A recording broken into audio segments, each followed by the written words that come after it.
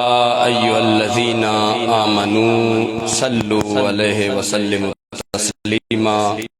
تمام آباب ایک مرتبہ بعد حضور علیہ السلام کی بارگاہ میں ہدیہ درود و سلام پیش فرمائیں۔ الصلاۃ والسلام علیک یا سیدی یا رسول اللہ وعلی آلک واصحابک یا سیدی یا حبیب اللہ۔ حضرات گرامی قدر نبی علیہ السلام کا فرمان عالی شان ہے، ولد صالح یدعو لہ۔ نیک بیٹے کی نشانی یہ ہے کہ جب اس کا والد اس جہان دنیا سے چلا جاتا ہے، یدعو لہ، وہ اس کے لیے دعائے مغفرت کرتا ہے، اپنے والد کے لیے دعا کرتا ہے۔ یار یہ بیس ہے، باقی سارا تو خیر یہ محفل اصال ثواب کی محفل ہے، اور اصال ثواب کرنا حضور علیہ السلام آپ کی اور آپ کے پیارے اصحاب کی سنت ہے۔ تیسرے دن، 7ویں دن، 40ویں دن سالانہ نبی علیہ السلام مختلف دنوں میں اپنے صحابہ کے وصال کے موقع پر تعزیت کے لیے، دعائے مغفرت کے لیے ان کے مزاروں پہ گئے ہیں، ان کے گھروں میں گئے ہیں۔ حضرت سیدنا عثمان بن مظعون رضی اللہ تعالی عنہ جب آپ کا وصال ہوا تو آقا علیہ السلام آپ نے انہیں جھک کر چوما، حتیٰ کہ آقا علیہ السلام کے آنسو حضرت عثمان بن مظعون خوشبخت صحابی رسول کے چہرہ اقدس کے اوپر گرے۔ اسی طرح حضور علیہ السلام آپ اصحاب احد کے مزارات کے اوپر بھی سالانہ تشریف لے جاتے تھے اور دعائے مغفرت بھی وہاں پہ فرماتے تھے۔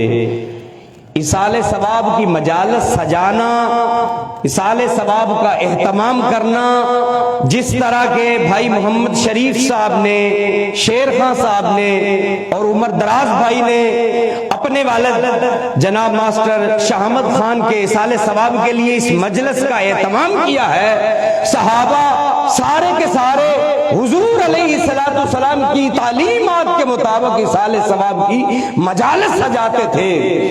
حضرت سعد رضی اللہ تعالی عنہ، آپ کی والدہ کا انتقال ہو گیا، نبی علیہ السلام آپ کی بارگاہ میں آ گئے، یا رسول اللہ فرمائیے کہ میں کون سا صدقہ کروں تو افضل ہوگا؟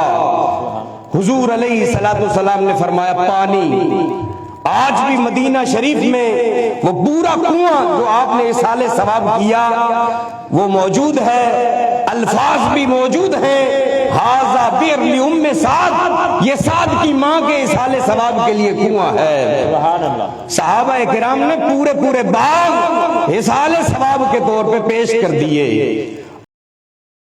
آج اگر ہم فروٹ کے کچھ پیسز یا کچھ انواع و اقسام منگوا لیں تو لوگوں کو اعتراض کرنے کا موقع ملتا ہے، حالانکہ نبی علیہ السلام آپ کی اور آپ کے پیارے اصحاب کی سنت مبارکہ ہے اصال ثواب کرنا۔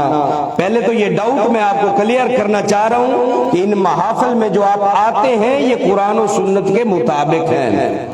اللہ کے فضل و کرم سے ہمارا مسئلہ کوئی بیت عنکبوت نہیں کہ جو مرضی اسے پھونکا مارے اور وہ اٹھ جائے، بلکہ 1442 سال سے یہ وہی طریقہ ہے جو اولیاء و صالحین اور نبی علیہ السلام علیہ الرضوان آپ کی سنت مبارکہ ہے۔ ایک عورت آ گئی نبی علیہ السلام کی بارگاہ میں کہ یا رسول اللہ میری ماں فوت ہو گئی ہے، اس کے روزے کچھ باقی ہیں، کیا میں رکھ لوں، یا حج اس کا باقی ہے کیا میں ادا کر دوں، کیا اسے ثواب پہنچے گا؟ تو نبی علیہ السلام آپ نے فرمایا کہ اللہ زیادہ حق رکھتا ہے کہ اس کا قرض واپس کر دیا جائے۔ لہذا یہ جو اصال ثواب کی مجالس سجاتے ہیں، نبی علیہ السلام آپ کے اصحاب کی سنت مبارکہ ہے۔ عاص بن وائل رضی اللہ تعالیٰ عنہ، آپ کے والد فوت ہو گئے، دو ہی ان کے بیٹے تھے، ایک مسلمان اور ایک کافر۔ والد نے نصیحت کی تھی کہ 100 غلاموں کو آزاد کر دینا۔ کافر جو تھا اس نے آزاد کر دیا، لیکن جو مسلمان تھا اس نے آزاد نہ کیا۔ اس نے کہا میں تو خود آزاد نہیں ہوں، میں تو خود غلامی رسول کا پٹا گلے میں ڈالے ہوئے ہوں۔ نبی علیہ السلام آپ کی مجلس میں چلا گیا، آپ کی بارگاہ عالیہ میں چلا گیا، یا رسول اللہ میرا کافر باپ، اس کی نصیحت تھی جب میں مر جاؤں تو اصال ثواب کے لیے تم 100 غلام آزاد کر دینا کہ باپ مر گیا ہے۔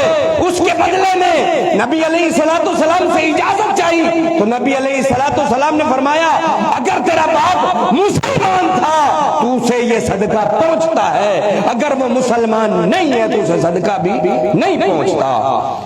تو حضور علیہ السلام کے اس فرمان عالی شان نے یہ فیصلہ کر دیا کہ جو مسلمان ہیں ان کے لیے اصال ثواب کیا جا سکتا ہے، ان کے لیے صدقہ خیرات کی جا سکتی ہے، لیکن اگر مومن نہیں، مسلم نہیں تو اس کے لیے دعائے مغفرت کی بھی ضرورت نہیں ہے۔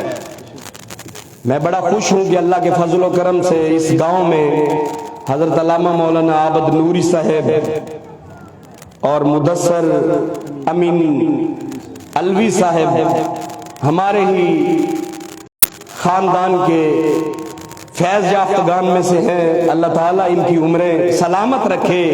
عالم بعمل کا مل جانا بھی بہت بڑی سعادت ہوتی ہے، اور جس علاقے سے علماء گزر جاتے ہیں رب العلا کی رحمتوں کا نزول ہوتا ہے۔ 40 دن تک رب کی رحمتیں برستی رہتی ہیں۔ آپ مبارکباد کے مستحق ہیں کہ اللہ کے فضل و کرم سے ہمارے خاندان نے اللہ کے فضل و کرم سے علمی فیکٹریاں پیدا کی ہیں۔ جو لوگ آتے ہیں دور دراز سے، مرکز علم و عرفان سے فیض لے کر دور دراز علاقوں کے دلوں کو علم دین سے، حضور کے عشق سے منور کرتے ہیں۔ یہ عشق رسول ہمیں گڑتی میں ملا ہے، یہ عشق رسول ہمیں حضور مناظر اعظم پاکستان آپ سے ملا ہے، یہ عشق رسول ہمیں حضور فقیہ اعظم پاکستان رحمت اللہ تعالی علیہ آپ کی بارگاہ سے ملا ہے۔ یہ آپ کے لگائے ہوئے پودے ہیں، اللہ کے فضل و کرم سے جو آج تناور درخت بن چکے ہیں۔ چونکہ ہمارے بزرگوں نے ہمیں سکھایا اور بتلایا یہی ہے، قرآن کی بات کرنی ہے، حدیث کی بات کرنی ہے۔ بس بھائیو، سورہ نحل کے اندر اللہ رب العزت ارشاد فرماتے ہیں جب بندے کا وقت مقرر ہوتا ہے نہ 1 منٹ آگے ہو سکتا ہے نہ 1 منٹ پیچھے ہو سکتا ہے۔ بھائیو پھر کیوں نہ ہو ہم روٹھے رب کو منا لے، رب العلا کی بارگاہ میں صحیح طریقے سے توبہ کر لے اور کہے کہ اللہ آج تک ہم اپنی مانتے آئے ہیں، آج کے بعد ہم تیری مانیں گے۔ جیسے ہمارا بھائی اس جہان دنیا سے چلا گیا ہے، ہم نے بھی چلے جانا ہے، ہم نے بھی فوت ہو جانا ہے۔ کل من علیہا فان، اس کائنات میں جو کچھ بھی ہے اس نے فنا ہونا ہے۔ نعرہ تکبیر، نعرہ رسالت، نعرہ حیدری۔ جو نیک عمل کریں گے، اچھے عمل کریں گے، قیامت والے دن ان کے چہرے نادرہ کھلے کھلے ہوں گے، تر و تازہ ہوں گے۔ جو برے عمل کریں گے قیامت والے دن ان کی صورتحال کا اندازہ خود لگائیے۔ جو اچھے عمل کریں گے رب العلا کا دیدار بھی انہی کو نصیب ہوگا۔ یہ دنیا فانی ہے، یہ جی لگانے کی جا نہیں ہے، عبرت کی جا ہے، تماشا نہیں ہے۔ کتنے ہمارے بھائی تھے، کتنے سلطان سکندر تھے جو اس دنیا میں آئے، جو اپنی ہڈیوں کو سجاتے تھے، خوبصورت لباس پہنتے تھے، اپنی رخساروں پہ اتراتے تھے، اپنے گوشت پہ اتراتے تھے، اپنی پنڈلیوں کو اتراتے تھے۔ آج زمین ان کو کھا گئی ہے، ان کا نام تک لینے والا کوئی نہیں رہا۔ بھائیو ان مجالس سے پیغام لے کے جاؤ۔ کل آپ کا بھی نام لینے والا کوئی نہیں رہے گا. اگر نام لیا جائے گا فرید پاک کا نام لیا جائے گا, غوث جلی کا نام لیا جائے گا, مہر علی کا نام لیا جائے گا. کیوں؟ انہوں نے اچھے اعمال کیے ہیں.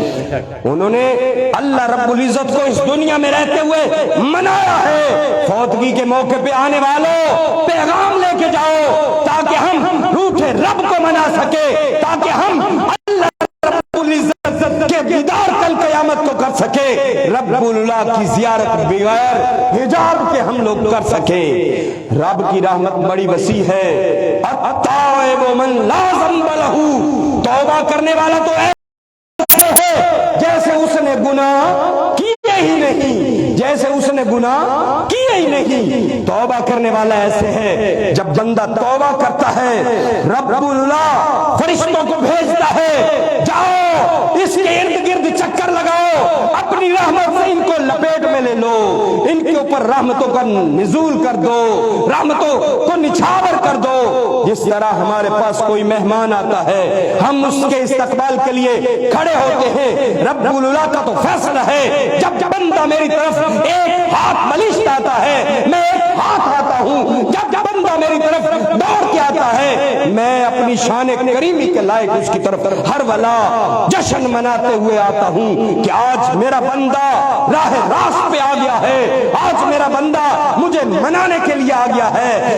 ان مواقع سے یہ پیغام مل جائے. اللہ جل شانہ ہمیں صحیح معنوں میں اسلام اور قرآن کے مطابق زندگی بسر کرنے کی توفیق عطا فرمائے. جب ٹائم ہو جائے, جب آپ نے وائنڈ اپ کرانا ہو, ذاکر بھائی آپ مجھے بتا دینا تاکہ احباب کھانے کی وجہ سے جو پریشان ہیں وہ پریشان نہ ہوں. کلام حمید فرقان مجید سورہ نجم کے اندر اللہ رب العزت ارشاد فرماتا ہے, قرآن کے ہوتے ہوئے یہ لوگ تعجب کرتے ہیں, قرآن پاک کے نزول کے بعد بھی حیرانگی کرتے ہیں, غفلت کرتے ہیں, ہنستے ہیں, روتے کیوں نہیں ہو؟ قرآن مجید فرقان مجید آ چکا ہے. بلکہ سیدنا ابو بکر صدیق رضی اللہ تعالیٰ عنہ, آپ کی میں بات اور طریقہ بتانا چاہتا ہوں. جب اذان کا وقت ہو جاتا, جب مؤذن حی علی الفلاح کی صدائیں پکارتا, سیدنا ابو بکر صدیق اپنی آستینوں کو چڑھا لیتے, بلند آواز میں پکارنا شروع ہو جاتے, لوگوں آگ لگی ہوئی ہے, اپنے آپ کو آگ سے جہنم سے بچا لو. اگر بچانا چاہتے ہو آؤ نماز کی طرف, آؤ صلاۃ کی طرف. جب رب اللہ کی بارگاہ میں بندہ مومن نماز پڑھتا ہے اس کے صغیرہ گناہ سارے کے سارے معاف کر دیے جاتے ہیں. ایک صحابی رسول نبی علیہ السلام آپ کی بارگاہ عالیہ میں آیا, کہنے لگا یا رسول اللہ میں گناہ کر بیٹھا ہوں, مجھے کوڑے لگائے جائیں, مجھے ڈانٹا جائے, مجھے پیٹا جائے, پتھر مارے جائیں. اتنی دیر میں مؤذن نے حی علی الفلاح کہہ دیا, آقا مسجد میں تشریف لے گئے, جماعت کروائی. جب جماعت سے فارغ ہوئے اب پھر وہ صحابی رسول, آج ہم تو ہے نا گناہ کر کے پھر گناہ کو یاد ہی نہیں کرتے کہ ہم نے کیا تھا, باری تعالیٰ معاف فرما. وہ صحابی رسول تھے جن کا عقیدہ تھا کل قیامت کو اللہ جل شانہ کی بارگاہ میں جانا ہے, اس حاسب نے ہمارا احتساب کرنا ہے, اس حاسب نے ہمارا حساب لگانا ہے. تو نبی علیہ السلام کی بارگاہ میں دوبارہ حاضر ہوا. حضور علیہ السلام آپ نے فرمایا تو نے میرے پیچھے نماز ادا کر لی؟ اس نے کہا ہاں یا رسول اللہ, میرے ماں باپ آپ پہ قربان یا رسول اللہ, میں نے آپ کے پیچھے نماز ادا کر لی. حضور علیہ السلام نے فرمایا جس نے ایک نماز با جماعت پڑھی, دوسری جماعت کے ساتھ نماز پڑھ لی, گویا اس نے کوئی گناہ کیے ہی نہیں. جا رب اللہ تیری بریت کا اعلان کرتا ہے. اور آج کی اس عظیم الشان محفل میں میرے ساتھ ایک وعدہ کر کے جائیں کہ آئندہ 5 وقت کی ہم نماز پڑھیں گے. جو ادا فرمانا چاہیں گے انشاءاللہ ہاتھ بھی کھڑے کریں گے. اللہ آپ کے بازو سلامت رکھے. نیکی کے کام کا جو ارادہ کرتا ہے اسی وقت سے اسے ثواب ملنا شروع ہو جاتا ہے.